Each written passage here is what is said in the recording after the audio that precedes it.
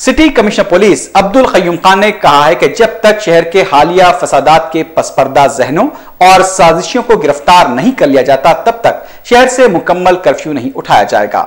4 TV के साथ अपने खुसूसी इंटरव्यू में ए के खान ने कहा कि अवाम की जान माल का तहफ़्फ़ुज़ पुलिस की अव्वलीन जिम्मेदारी है।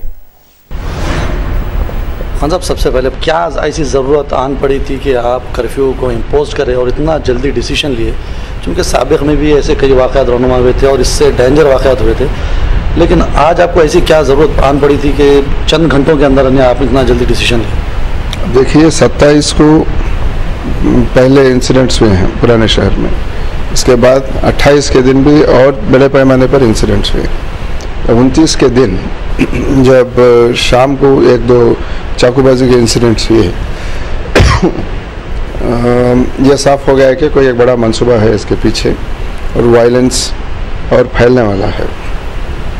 और दूसरी बात, इंफॉर्मेशन भी था, इंटरनल इंफॉर्मेशन जो हमारे डिपार्टमेंट में था कि जो भी वारदात होते जा रहे हैं ये आइसोलेटेड नहीं है, जो इससे पहले हुआ करते थे वो टाइप के नहीं हैं, ये एक पूरा एक मंसूबे के तहत होते जा रहे हैं और कोई इसको रह के एक साजिश बना के उसके वो करते कंटिन्यूसली करते जा रहे हैं। इसीलिए इन सबको नाकाम करने के लिए जब तक सब लोगों को अंदर नहीं भेजा जाता, इनके माल और जान की हिफाजत करना बहुत मुश्किल समझा जाता था।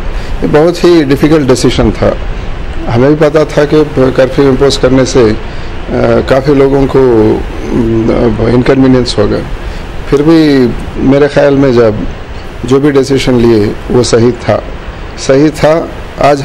आज भी वो बात कह सकते हैं, इसलिए कि जब से कर्फ्यू ओल्ड सिटी में लागू किया गया उस दिन से अब तक कर्फ्यू में ढील दे जाने के बाद भी कहीं भी एक वाक़या भी पेश नहीं आया जिसमें किसी पर अटैक हुआ हो या किसी का घर और कोई जगह कोई कुछ नुकसान पहुँचा गया है। खान साहब, ये सारे वाक़यात जो हुए 24 घंटे के अंदर, कई मसाजिद डैमेज हुए, कई दूसरे और अमला को नुकसान पहुंचा।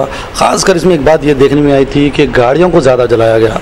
तो अब क्या इनके ख़िलाफ़ कितने केसेस आप बुक करें और कैसे कैसे लोग हैं इसमें? देखिए, अब तक कम से कम 20-25 गाड़ियाँ जलाई गई और 4 व्हीलर्स हो, 2 व्हीलर्स, और इससे ज़्यादा इबादतगाह जो हैं जिनको जो नुकसान पहुँचा गया, जो हमला हुआ, ये बहुत ही संगीन बात है। इससे पहले भी ऐसे फसाद हुए हैं, मगर ये नहीं देखा गया कि इतने बड़े पैमाने पर इबादतगाह पर कभी हमला हुआ हो। ये भी एक रीज़न था कि ये कर्फ्यू इम्पोज करने के लिए। और मैं एक बात आपको बता सकता हूँ, अब ये एक साजिश के तहत हुआ है, इसमें कोई शक नहीं है आज के दिन। और हर एक इंसिडेंट जो है, जो वाक़यात हुआ है, इसमें केसेस रजिस्टर किए गए हैं। 180 से ज़्यादा केसेस रजिस्टर हुए हैं इसमें, और ये सारे केसेस इन्वेस्टिगेशन करने के लिए टीम्स बनाए गए हैं।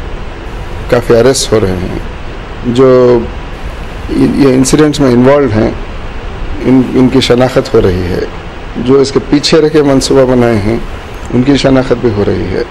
और मैं समझता हूँ कि हर एक शख्स जो है इसमें, चाहे वो एक कॉन्स्पिरेटर हो, चाहे जो हाथ में पत्थर लेके कुछ फेंका हो, कुछ कहीं कुछ नुकसान पहुंचाया हो, हर एक को कानून के सामने लाना बहुत ज़रूरी है। और जो जिनका नुकसान हुआ है उनसे इंसाफ होना ज़रूरी है। इसीलिए अब जब पूरा भरपूर तौर पर अमन का माहौल है, हम लोग केसेस पे पूरी तवज्जो दे रहे हैं। मैं समझता हूँ कि 8, 10, 15 दिन के अंदर हर एक को अपनी अपनी जो भी काम किया है उसके लिए उसकी सज़ा मिलेगी। उन कोर्ट तक ले जाएंगे, अच्छे तरह सबूत इकट्ठा करने के बाद वो भी रखेंगे उधर, ऐसे केसेस रखेंगे ताकि वो जल्द से जल्द